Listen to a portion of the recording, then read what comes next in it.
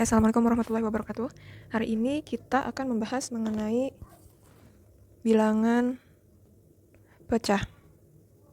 Nah, bilangan pecahan itu dia bentuknya A per B, jadi ada per, seperti yang kalian sudah pelajari waktu SD. Nah, terus bilangan pecahan ini terbagi menjadi beberapa bentuk. Yang pertama itu pecahan biasa. Pecahan biasa. Terus ada namanya pecahan campuran. Pecahan campuran. Oke, saya jelaskan dulu. Pecahan biasa itu dia bentuknya sederhana. Jadi ini yang di atas ini, ya A-nya ini itu namanya pembilang. Sedangkan yang di bawah sini itu namanya penyebut. Ya, itu bentuk pecahan. Jadi bentuk pecahan dia bentuknya A per B. Angka yang di atas itu namanya pembilang, angka yang di bawah itu namanya penyebut. Nah, untuk pecahan biasa, itu dia contohnya seperti 1 per 2, 2 per 3, 3 per 7, dan seterusnya. Artinya apa? Angka pembilang dan penyebut ini merupakan angka yang sederhana dan tidak bisa kita perkecil atau kita bagi-bagi. Nah, sedangkan pecahan campuran ini dia berasal dari pecahan biasa, namun pembilangnya ini biasanya lebih besar angkanya daripada penyebut. Contoh misal saya punya 7 per 3. Nah, 7 per 3 ini dia pecahan biasa ya. Namun, dia bisa kita ubah menjadi pecahan campuran dengan cara seperti ini. Kita membagi pakai cara menurun. 7 bagi 3 seperti ini. Terus perkalian 3 yang mendekati 7 itu 2 kali 3. 2 kali 3 itu 6. Taruh di bawah sini, 7 kurang 6 itu 1. 2 yang di atas ini kalian taruh di sini. Terus kalian buat per, karena per 3, tulis sini per 3. Angka yang di atas sebagai pembilangnya ini itu adalah sisanya ini. Jadi di sini 1. Ya. Terus kalau mengubah bentuk campuran ke bentuk pecahan biasa itu dikalikan penyebutnya dikalikan dengan 2 di samping ini. 2 kali 3 itu 6. Terus nanti kalian tambahkan dengan pembilangnya. 6 tadi ditambah 1 itu 7. Jadi 7 per 3. Per 3 ini konsisten, artinya tetap. Kalau di sini per 3, maka di sini per 3 dan tidak ada perubahan kecuali misal saya punya bentuk pecahan campuran seperti ini. Berapa? 4 2 per 6 misalkan. Nah, 2 per 6 ini itu dia kalau diubah dalam bentuk pecahan biasa. Jadinya 4 kali 6, 24 tambah 2 itu 26. 26 per 6. Nah, namun 4 per 2 per 6 ini itu bisa kita sederhanakan menjadi bentuk 4 1 per 3. Sama bentuk yang ini pun bisa disederhanakan menjadi sama-sama dibagi 2. Dapatnya di sini dibagi 2 itu 13 per 3. Nah, seperti itu. Ini kalau kita kalikan 4 kali 3, 12 tambah 1, 13. Jadi 13 per 3. Nah, bentuknya tuh seperti ini. Oke, terus ini bentuk pecahan campuran. Sekarang ada lagi bentuk lain, jenis lain dari bilangan pecahan, yaitu bentuk desimal. Jadi desimal ini dia termasuk bentuk bilangan pecahan. Jadi contohnya seperti 0,5, terus 3,2 seperti itu dan seterusnya. Lanjut di sini bentuk yang lain itu bentuk persen. Persen itu dia per 100 ya. Jadi misalkan saya punya 5%. Jadi seperti ini. Jadi nolnya di atas, garis miring, nolnya di bawah. Ini persen namanya. Itu dibentuk menjadi bentuk bilangan pecahan menjadi 5 per 100. Jadi kalau dia persen, dia per 100. Terus ada temannya persen, yaitu per mil. Per mil. Nah, ini misalkan saya punya 2 per mil. Bedanya nol yang di atas ini 1 tetap, garis miringnya tetap, tapi nol yang di bawahnya itu ada 2. Jadi di sini kalau diubah menjadi per 1000. Jadi 2 per 1000. Nah, itu per mil. Beda per mil dan persen itu bentuk pernya. Kalau persen itu per 100, kalau per mil itu 1000. Oke, sekarang perhatikan. Menyatakan bentuk pecahan jika kalian misalkan ada soal yang disajikan bentuk soalnya itu adalah bentuk gambar seperti ini, yang diarsir beberapa bagiannya, terus dinyatakan bentuk pecahannya bagaimana. Nah, sekarang perhatikan. Satu kotak ini, dia itu membagi menjadi 4 bagian. 1, 2, 3, 4. Ada 4 bagian. Terus yang diarsir itu yang mana? Yang arsir itu cuma 1 bagian. Maka nanti kalau yang ditanya adalah bentuk pecahan dari daerah yang diarsir, ya. Kalau dari daerah yang diarsir, maka jawabannya adalah 1 per 4. Kenapa 1 per 4? Karena 1 bagian yang diarsir dari 4 bagian yang disediakan. Bisa dipahami? Jadi per 4 ini adalah ini. Dia ada 4 bagian. 1, 2, 3, 4. Sedangkan 1 yang di atas ini adalah daerah yang diarsirnya. Tapi kalau misalkan ditanya daerah yang tidak diarsir, maka itu jawabannya adalah 3 per 4. Karena yang tidak diarsir ada 1, 2, 3. Ada 3 bagian dari 4 bagian yang disediakan. Kalau yang ini, daerah yang diarsirnya berapa? Bentuk pecahannya ada 1, 1, 2, 3, 4. Ada 4 per berapa bagian ini? 1, 2, 3, 4, 5, 6. Ada 6 bagian, jadi ada 4 per 6. Namun kalau ditanya daerah yang tidak diarsir, maka ada berapa bagian? 1, 2. Jadi ada 2 per 6 bagian. Ya, bisa kita perkecil ini, menyederhanakan bentuk bilangan pecahan itu yang di atas dan yang di bawah itu sama-sama kita bagi dengan angka yang sama. Jadi misalkan 4 dan 6, kira-kira kalau kita bagi dengan angka berapa, itu bisa dua-duanya terbagi. Jadi di atas ini saya bagi dengan 2, yang di bawah sini kita bagi dengan 2. Jadi sama-sama dibagi dengan 2. 4 bagi 2 itu 2, 6 bagi 2 itu 3. Jadi daerah yang diarsir itu bisa dikatakan 4 per 6 atau 2 per 3. Terus daerah yang tidak diarsir sama 2 dan 6 bisa kita perkecil angkanya dengan membagi dengan angka 2. Kita bagi dengan 2. 2 bagi 2 itu 1, 6 bagi 2 itu 3. Jadi ada 1 per 3 bagian kalau kita sederhanakan. Ya. Terus yang ketiga, daerah yang diarsir itu ada berapa bagian? Ini berapa bagian dulu? Yang segitiganya 1, 2, 3, 4, 5, 6. Ada 6. Jadi sini nanti per 6. Terus di sini 1, 2, 3. Ada 3 bagian yang yang diarsir. Ini bisa kita perkecil, sama-sama membaginya berapa? 3. Ini juga dibagi 3. Jadi atas dan bawah harus dibagi dengan angka yang sama. Jadi 3 bagi 3 itu 1, 6 bagi 3 itu 2. Jadi jawabannya 1 per 2. Setelah itu daerah yang tidak diarsir. Ada berapa bagian? 1, 2, 3. Ada 3 bagian juga per 6 bagian yang sama tadi. Maka ini jawabannya pun 1 per 2. Caranya sama-sama dibagi dengan 3. Nah, seperti itu. Oke, sekarang kita masuki operasi hitung pecahan. Jadi di sini saya bagi menjadi 2 bagian, yaitu penjumlahan dan pengurangan serta perkalian dan pembagian. Untuk penjumlahan dan pengurangan itu sama caranya, yaitu menyamakan penyebutnya. Misalkan contoh nih, saya punya contoh yang pertama itu saya punya di situ 2 per 15 ditambah 11 per 15. Nah, untuk bisa dijumlah atau dikurang suatu bilangan pecahan itu syaratnya, ingat, syaratnya adalah menyamakan bentuk penyebut. Jadi penyebutnya itu harus sama. Jika penyebutnya tidak sama, maka tidak bisa dijumlah atau dikurang, ya. Jadi kalau ini sudah sama, ini per 15, bisa kita tulis sekali seperti ini, terus kalian jumlah hanya bagian atas atau pembilangnya saja. Jadi yang kita jumlah adalah 2 tambah 11 ini saja. Jawabannya 13 per 15. Nah, kalau penjumlahan dan pengurangan, syarat yang harus kalian lihat pertama kali itu adalah penyebut. Penyebutnya harus sama. Jika tidak, maka harus disamakan. Nah, contoh misal saya punya yang tidak sama nih. 5 per 8 ditambah 4 per 5. Nah, jadi ini caranya menyamakan penyebut dulu, karena penyebutnya di sini 8 dan di sini 5 dan itu tidak sama. Jadi kita samakan dulu penyebutnya. Berapa penyebutnya? 8 dan 5 itu kita cari terlebih dahulu KPK-nya. Jadi kira-kira yang bisa dibagi dengan 8 dan bisa dibagi dengan 5 itu berapa angkanya? Atau pengen gampangnya kalian tinggal kalikan saja nih penyebutnya. Tinggal kalian kalikan. 8 kali 5 itu 40. Di sini jadinya per 40. Terus 40 untuk mencari pembilang yang di atas ini, berarti 40 dibagi 8. 40 dibagi 8 itu 5. Ternyata angka yang di samping ini 5. Coba kita kalau bagi dengan 5. 40 bagi 5 itu udah 8. Maka ada sistem yang namanya, ada namanya istilah yang, menyatakan kali silang. Nah, itu seperti itu. Kenapa jadi kali silang? Karena angka yang di sampingnya itu adalah angka hasil bagi dari dirinya itu. Jadi 40 bagi 8 itu kan 5. Jadi angka di sebelahnya. Jadi 5 ini itu kalikan dengan yang di atas 8 itu. Bisa dipahami ya. Ini waktu SD sudah kita pelajari. Jadi 40 bagi 8 5. 5 kali 5 25. Jadi 40 bagi 5 itu 8. 8 kali 4 itu 32. Jadi kalau ditambah 25 tambah 32 itu 7 per 40.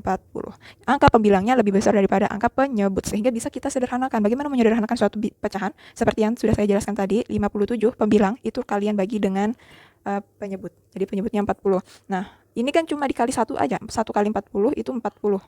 Ya, kalau 2 kali 40 80. 80 itu lebih besar daripada 57 dan tidak bisa kita gunakan. Jadi yang kita gunakan adalah angka yang tidak melebihi angka pembilangnya, ya.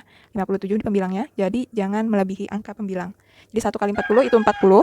57 dikurang 40 itu 17. Jadi sama seperti tadi cara menaruhnya. 1 ini kalian taruh di samping seperti ini, terus tengah-tengahnya kalian buat pernya berapa? Per 40, karena di sini 40. Terus pembilangnya itu bukan 57 lagi, tapi 17. Yang diambil adalah angka yang terakhir ini. Nah, jadi jawabannya adalah 1/17 per 40.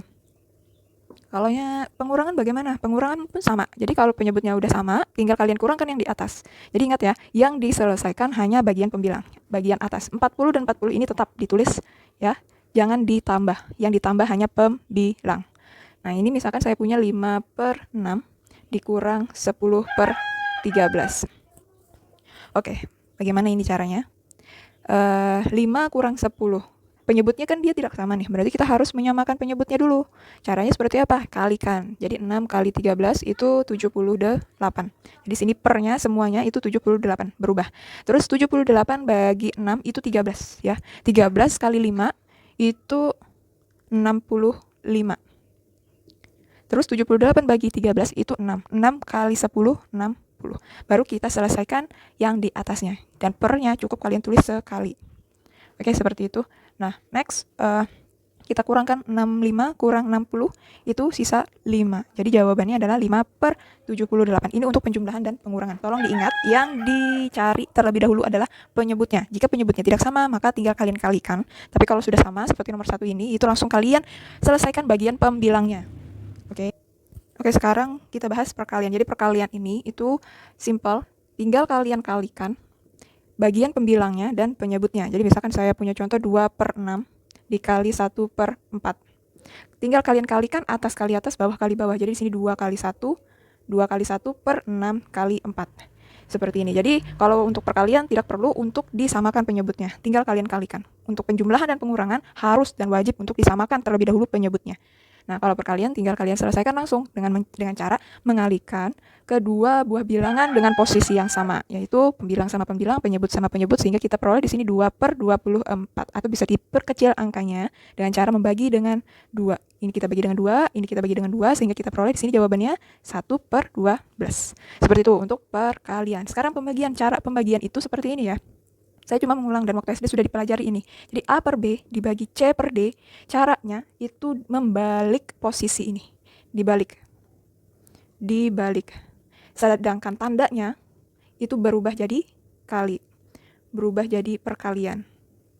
Ini jadinya nanti di sini sama dengan A per B dikali D per C. Jadi tandanya berubah jadi kali, C per D-nya dibalik jadi D per C. Akibat apa? Akibat dari berubahnya tanda bagi menjadi kali. Contohnya 1/2 dibagi dengan 2,8. Jadi ini bentuk pecahan campuran dibagi dengan bentuk desimal. Coba perhatikan cara membaginya. Itu kalian ubah terlebih dahulu menjadi bentuk pecahan biasa seperti ini. Jadi di sini kalian kalikan 2 kali 3. Nanti hasilnya ditambahkan dengan 1. Jadi 2 kali 3 itu 6. 6 tambah 1 itu 7. Jadi sini 7/2, karena per 2 di situ. Terus dibagi dengan 2/8 ini, karena dia bentuk desimal, ubah dalam bentuk pecahan, maka perhatikan angkanya di sini ada 2 dan 8. Tulis terlebih dahulu 2 dan 8 seperti ini, per berapa angka di belakang koma. Ini koma di belakangnya ada 8, ada 1 angka. Maka di sini pernya per 10. Seperti itu. Baru kalian gunakan cara seperti yang di atas tadi, 7/2 dikali 10/2, 8. Jadi bagi berubah jadi kali, 2/10 berubah posisinya terbalik 10/28. Jadi kita sederhanakan. Karena ini perkalian ya, dan caranya itu sebenarnya atas kali atas, bawah kali bawah. Namun bisa kalian coret. Kita bagi. Nah, kira-kira 10 dan 2 ini apakah dia bisa dibagi, saling membagi? Bisa ya, 10 bagi 2 itu sama dengan 5. Yang ini sisanya 1. Karena kita bagi dengan 2. 10 bagi 2 itu 5. 2 bagi 2 itu 1. Terus 28 dan 7. 28 dan 7. Berarti di sini sama-sama kita bagi dengan 7. 7 bagi 7 itu 1. 28 itu dibagi 7 itu 4. Berarti di sini kalau kita tulis kembali jawabannya 1 dikali 5. 1 kali 5 per 1 dikali 4. Jadi jawabannya 5/4. Seperti itu. Oke, jadi lanjut kita bahas itu bilangan berpangkat. Jadi bilangan berpangkat itu bentuknya A pangkat N. Jadi suatu angka, terus ada angka lagi, tapi tulisannya di sini di atas angka pertama. Itu ya diberi nama ini, A-nya itu namanya adalah basis atau bilangan pokok. Ya, bilangan pokok. Sedangkan N-nya itu adalah pangkat namanya. Jadi kalau ada angka di atas suatu bilangan seperti ini, tapi ditulisnya di atas posisinya dan halus seperti ini, maka itu namanya pangkat. Contoh, misalkan saya punya 10 pangkat 0, 2 pangkat 5, terus 3 pangkat 2, dan seterusnya. Terus bilangan berpangkat itu pun memiliki arti. Jadi kalau saya punya arti dari pangkat nih, misalkan saya punya di sini 2 pangkat 3, ya. Jadi di sini itu nilainya sama dengan 2 kali 2 kali 2. Jadi kalau ada suatu angka berpangkat seperti ini, angka yang di bawah sini, angka pertamanya ini 2, ya, itu kalian kalikan sebanyak 3 kali. Nah, jadi 2-nya ada 3, terus kalian kalikan. Nilainya itu sama dengan berapa? 2 kali 2, 4. 4 kali 2 itu 8. Jadi 2 pangkat 3 nilainya sama dengan 8. Jadi beda kalau kalian misalkan mengartikan 2 pangkat 3 itu 2 kali 3 itu salah. Karena 2 kali 3 itu 6. Kan tidak sama dengan 8. Jadi ingat, bilangan berpangkat itu adalah bilangan yang dikalikan sebanyak pangkatnya berapa. Seperti itu. Oke, ini saya membahas mengenai latihan 2 kemarin, ya. Di sini ada baris X, ya. Dari 4 sampai min 12 ini nilainya adalah nilai X. Terus dari baris kedua ini Y. Nilainya dari 5 sampai min 9 ini nilai dari Y. Terus pertanyaannya ada di 2 baris terakhir ini, ya. Yang pertama, X tambah Y. Jadi X tambah Y kan gampang nih. Tinggal menambah 4 tambah 5 artinya. 4 tambah 5 itu 9. Jadi saya tulis ini 4 tambah 5 itu sama dengan 9. Jadi jawabannya di situ adalah 9. Terus 6 tambah min 4. Saya tulis ini 6 tambah min 4. Nah, ini penjumlahan dengan bilangan bulat negatif. Jadi di sini kalian harus memperhatikan lagi tandanya, nak. Ini tambah, ini kurang. Kalau kalian ketemu soal seperti itu yang dia berdekatan, behigaan seperti ini, maka kalian kalikan tandanya. Positif kali negatif itu negatif. Jadi sehingga jawabannya itu, soalnya itu berubah jadi 6 kurang 4. Seperti itu menggampangkan kalian untuk menghitung soal bentuk seperti ini. Jadi ingat sekali lagi, kalau ada tanda yang behigaan seperti ini, maka tandanya kalian kali. Jadi positif kali negatif seperti pertemuan sebelumnya, itu sudah saya sampaikan, atau pada LKS itu ada di halaman 6 paling atas. Jadi positif kali negatif itu negatif. Nah, tandanya jadi berubah, satu tanda seperti ini saja. Jadi 6 kurang 4 itu 2. Terus 8, sama nih, 8 ditambah. Kenapa jadi ditambah? Karena soalnya dia minta tambah. Tambahnya dengan Y. Y-nya di sini min 5. Jadi di sini jadi min 5. Nah, sama ini berubah juga nanti tandanya. Jadinya 8 kurang 5 sama dengan 3. Terus yang ini juga nih, min 4 tambah 10. Ya. Nah, kalau soal seperti ini kalian misalkan dengan hutang saja seperti yang sudah saya jelaskan sebelumnya. Kalau negatif itu artinya hutang. Kalau positif itu artinya uang milik kita. Jadi kalau kita kalau ada hutang min 4, ya, hutangnya 4, ya kan, hutangnya 4, terus kita punya uang nih 10.000, maka supaya tidak punya hutang lagi, kita bayarkan itu hutang kita, sehingga jawabannya itu berapa di sini. Kalau hutangnya 4.000, punya uang 10.000, kita lunasi hutangnya, jadi sisa 6. Jadi jawabannya di sini 6. 6 itu apa? 6 itu positif. Kenapa positif? Karena itu milik kita. Ya kan, sisa duit kita itu tinggal 6.000 karena kita bayari hutangnya 4.000. Nah, terus sama nih, misalnya min 9 ditambah min 11. Nah, sama kasusnya seperti nomor yang ini. Jadi di sini min 9 tetap, terus atau kayak gini. Ini gampang ya untuk memahami kalian. Kalau seperti ini mah kagak usah diubah. Jadi kan ini hutang 9 ditambah hutang lagi 11. Jadi hutangnya bertambah. Jadi jawabannya di sini min 20. Hutang 9 terus berhutang lagi 11, maka hutangnya bertambah. Jadi hutangnya jadi 20. Terus ini min 12 ditambah min 9. Oke, jadi sama nih kasusnya dengan yang di sebelah. Artinya kalian tambah hutang 12.000, ya. 12.000 tambah lagi hutangnya 9.000. Jadi jawabannya di sini min 21, ya. Terus yang di bawah kolom baris terakhir itu Y kurang X, soalnya bukan Y tambah X, Y kurang X. Maka di sini tulis 4 kurang 5 itu sama dengan berapa? 4 kurang 5. 4 itu positif, 5 itu negatif. Negatif yang di depannya ini atau tanda kurang ini miliknya 5. Jadi 4 kurang 5 itu sama dengan min 1. Kenapa jadi min 1? Karena uangnya ada 4. Terus hutangnya 5. Kita lunasi hutang kita. Jadi di situ sisa 1.000 hutangnya, ya kan? Jadi min 1. Terus ini 6. 6 dikurang min 4. 6 kurang min 4. Nah, 6 ya. Min ketemu min, tandanya kita kalikan. Jadinya apa? Jadinya plus. Jadi di sini 6 tambah 4 itu sama dengan 10. Jawabannya di situ 10 untuk kolom itu. Ya. Terus di sini ya Allah. Maaf. Kebalik saya ini. Y kurang X. Sorry. Jadi Y-nya di sini 5. Nah, saya kebalik. Maaf, 5 kurang 4 jadinya. 5 Y, ya kan, Y dikurang X. X-nya 4 di sini. Jadi jawabannya itu adalah positif 1. Terus yang ini min 4 ya, dikurang 6. Jadi hutangnya sama seperti soal yang mana ya? Agak ada. Jadi min 4, anggap itu hutang 4, min 6. Jadi tanda yang di depan ini kurang ini ampunnya 6, miliknya 6. Jadi min 4 hutang 4, hutang lagi 6. Jadi jawabannya min 10. Terus ini min 5 dikurang 8. Sama nih caranya. Berarti dia ditambah. Jadi kalau ada soal min 4 kurang 6 seperti ini, itu nilainya itu sama dengan operasi min 4 ditambah min 6. Kenapa? Karena min kali plus itu min kan sama nih. Min 4 kurang 6 jadinya kan. Jadi kalau ada soal yang bentuk seperti ini, itu sama aja dengan bentuk penjumlahan dua buah bilangan bulat negatif seperti ini. Jadi bertambah. Jadi hutang 5 ya. Ini kalau saya tulis min 5 tambah min 8.